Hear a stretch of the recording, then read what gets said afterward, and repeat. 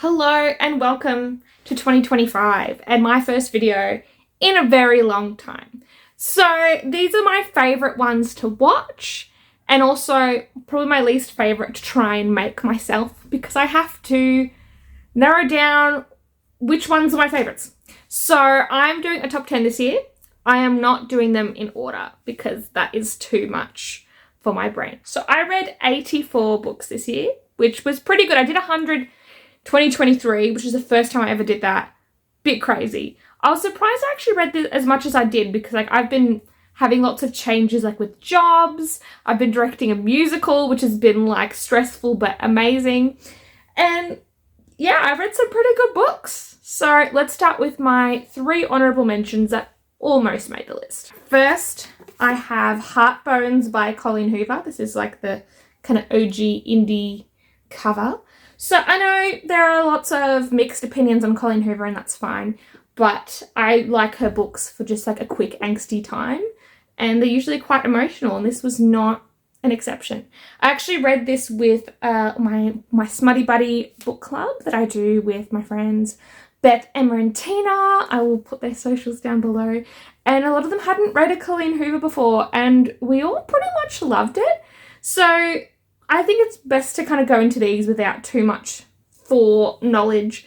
But basically, girl meets boy. She's from a rough background. He is keeping secrets.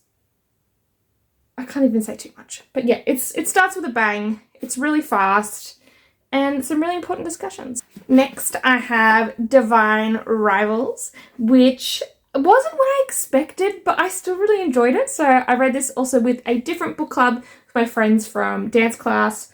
And yeah, it's more cozy rather than fantasy intrigue. There's still what's going on, but it's not as expansive as a high fantasy.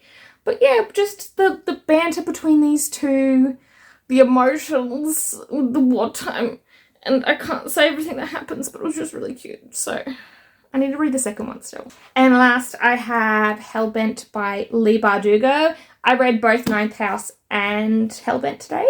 And I feel like this is a good melting pot of dark academia that works for me. Because too often, dark academia leans to literary fiction and things aren't resolved or explained. And this does better at doing that. But just seeing how this is developing and these secret societies and the rituals and going to hell, it's in the title. It's an interesting time. I just hope that she does the third book soon because I think this one has been out for a little bit already. Okay, 2 years ago now. So, book 3? Don't know. Let's get into my top 10. So again, not in an order because, I don't want to. Basically, that's it. So first I have Final Offer by Lauren Asher, which is the 3rd book in the Dreamland Billionaires series where we follow these 3 brothers who their granddad is Walt Disney equivalent, basically. So they're rich, but there's stipulations for them to get their inheritance. And yeah, this one was more emotional than the first 2, but I still really enjoyed it and I'm really keen to start on some of Lauren Asher's other books. But also because we kind of have a bit of a childhood sweethearts, one that got away. Also dealing with addiction. I just remember there was a really sweet scene where it was a dock that they used to play on as kids. He saved a panel from it that they carved their initials and a love heart in or something like that. It was really cute. And just, thank you. Just, I had feelings and a good time. Alright, from light and fluffy, let's go down to the depths. Chain Gang All-Stars. I'm going to butcher this name. Hang on. By Nana Kwame Adjei-Brenyam. Whoa. So I suggested this for my book club that I do with people from dance. Thinking oh, this will be good. This is so harrowing, but so good. So this is Hunger Games, but make it in America and more realistic and horrifying. So basically they've gone, do you know what? Do you know what would be really fun? If, people that are in jail can go into, these televised death games, gladiator style, and fight each other to the death. And if you like survive long enough, you can earn your freedom. How cool. How great would that be? So unlike Hunger Games, where it's still like social commentary, but still like breakneck fun, this one is not really fun. We have moments of levity, but it's a lot of deep and darkness, and we get different perspectives of people that are in the games, people who watch it, people who have gotten like sucked into it, people who are protesting against it. And what really got me, amongst other things, was the footnotes in here are all real statistics about the justice system in America. And it was just very scary. And so the big thing here is just about like how we deal with criminals, whether people deserve humanity and empathy, how much. And yeah, I think it's really complicated. So it was a big think. I was absolutely numb after finishing this. I cried. Like, we're seeing so much happens, but this is really important. I've tabbed it a lot. It's just really good. Just read it and cry and have something light to read after. Read Final Offer after this. That's my recommendation. This might be a little bit controversial, but I've got House of Flame and Shadow by Sarah J. Maas. So I know a lot of people were mad, and like I can understand some of the criticisms, but overall, I had so much fun reading this book, and even though it's so big, the plot was plotting. The only thing that like I'm annoyed at, which I understand, was just that there was some characters who like we started to open a storyline and we didn't close it off. But like, trust the process. I trust Sarah.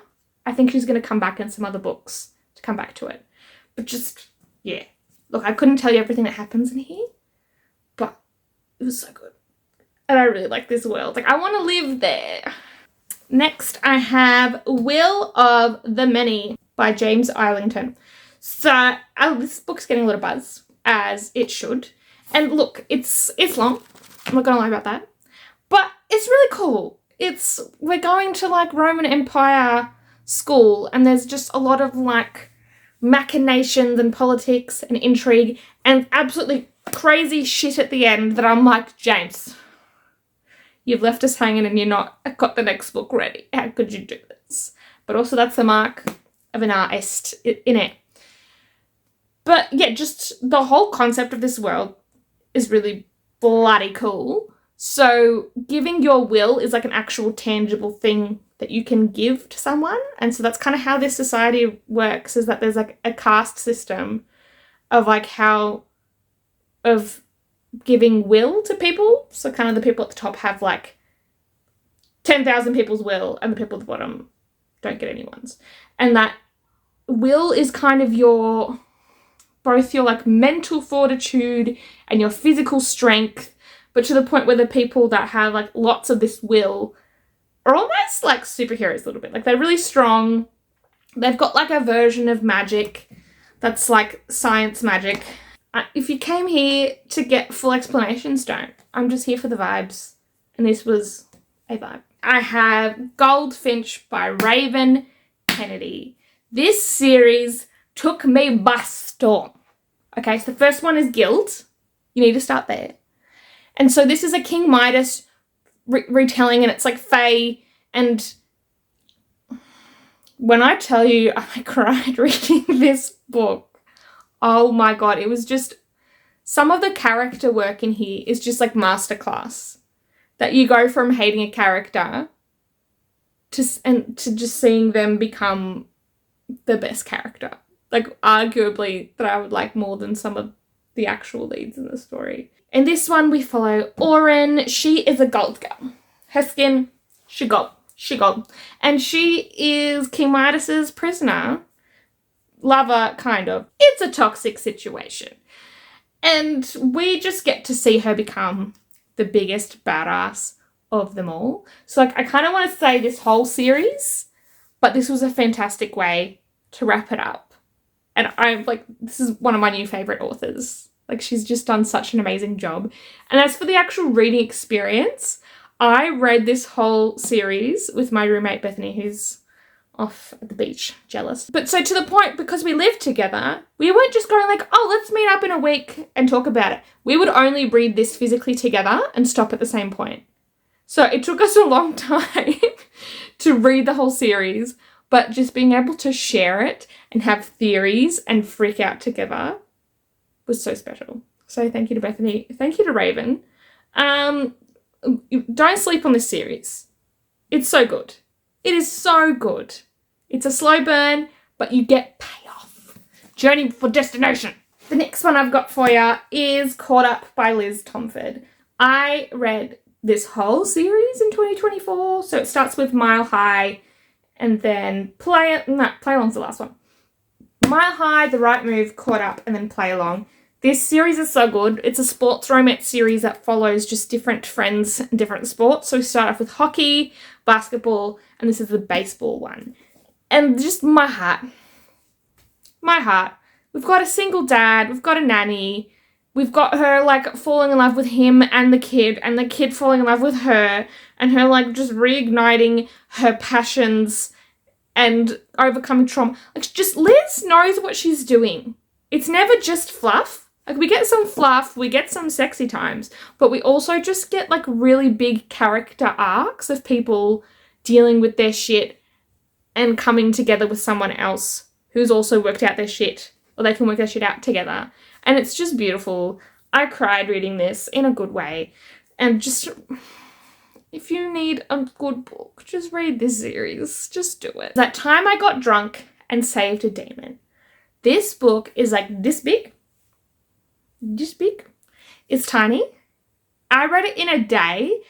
And when I tell you I was giggling and kicking my feet, it is the best thing. It's the most unserious, fluffy, silly time. So we're basically following a girl who works on a cinnamon farm, and a demon, yeah, she ends up going like on a mission with this demon who's decided like he's gonna woo her, and it's just ridiculous. It feels like D&D meets a smut novel. That's what it feels like. And so this is a series, I've read the second one as well, which I didn't like as much, but I think this one just captured my heart so much. But honestly, palette cleanser, just like a fun book. It's a little Stevie. It's a lot fun. It's pretty like easy. It's not like gonna make you cry. And I'm really interested to read Kimberly's next book, which is coming out this year. Oh, I'll put the picture here, but I think it's called I Was Abducted by Aliens and Now I'm Trapped in a Rom-Com, which, look, she's got the long titles, but the vibes are there. They're funny, and I'm here for it. I also read Empire of the Damned by Jay Kristoff this year. This is the second book in the Empire of the Vampire series, which, like, they're chunky monkeys. And it's just, like, deliciously gothic is how I would have to describe it. I need to find a good picture. It has pictures. This one. Look at this. Look at this. This artist. I will look them up and put their name here. Oh, just so similar to Name of the Wind. This one's told by people like retelling their life story. So we're following our main guy. Is it Gabriel? Yeah. Gabriel, who's like in prison. And they're like, oh my God, I can't believe you did all the bad killing of vampires. So he's not a vampire. He's like a vampire hunter. He's like half vampire. There's a lot going on. And so he's like retelling his story, and we're kind of jumping back to him like in the cell with this vampire and him just being a snark. And then we also get a second POV in this book, which I can't tell you who it is. But that just like really made it like who unreliable narrator. Like you can't tell what the truth is. We learn so much more about like how the vampires like inner politics and leadership works. The end of this book, I need answers. I need them now, please. So yeah, I would say this is, it feels like historical fiction-y, grimdark fantasy. If you've read any of Jay's other books, like you kind of know the tone you're gonna get. And for anyone that's read Nevernight, fret not, there are no footnotes in this one. It is just, you just read it and you have a great time. And you should read this. Read this series, it's great. And he's an Australian author. Fancy that. The next one's a cute one. I read it on audio. The Very Secret Society of Irregular Witches. This was just like a cup of hot chocolate. It was just so sweet and comforting and cozy. So witches exist in this world, but they have to keep things secret.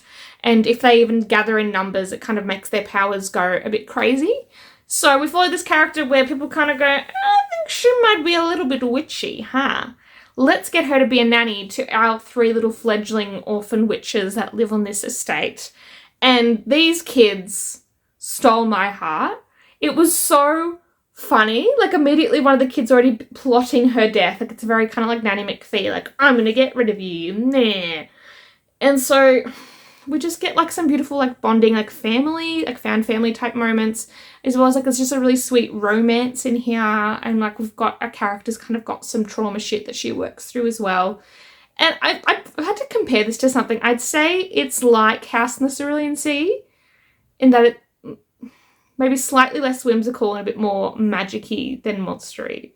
But I just had a great time. The audiobook is really good, so I highly recommend. And the last book I wanted to talk about today is How High We Go in the Dark, and was like freaking out more and more as I was reading this. And I was like, so this is like interconnected short stories about a made-up pandemic, which like, what would that be like to live through? I don't know. None of us would know. No. But so it kind of starts with like we're on like this expedition trek, and I think we dig up ice in the Arctic somewhere, and that releases a pathogen because obviously. But it's just really fascinating, and the more you read these, the more you see how they're interconnected. And like the one that stands out to me as like the most like heart-wrenching, kids are getting sick a lot with this pandemic, and like fatally sick. So someone has the bright idea to make a theme park that's like a palliative care theme park. So basically how this works is like when your kid's getting kind of sick and you want to euthanize them without them really knowing, or just like without freaking out, you take them on this roller coaster that has been specifically designed to kill them, to just like stop their heart with the force or with the velocity, whatever it is. So it's quick and painless. They don't know. But like we're following this mum who's brought her kid there to be like, yeah, sweetie, get on the ride. And we also follow someone who works at this place who's just like understandably traumatized. And it's just a lot. And I need to reread it again and like highlight the crap out of it and get it on my Kindle so I can like search to find all the connections. Because it's just a real look at humanity. It's not a light, easy time. You can probably tell by the title. But yeah. All right. Anyway, those were my favorite books I read in 2024. I would love to hear if you read any of these and if you liked them. And just let me know what was your number 1 favorite book, if you're able to pick, in the comments below. And I hope you have a wonderful year of reading in 2025. Bye.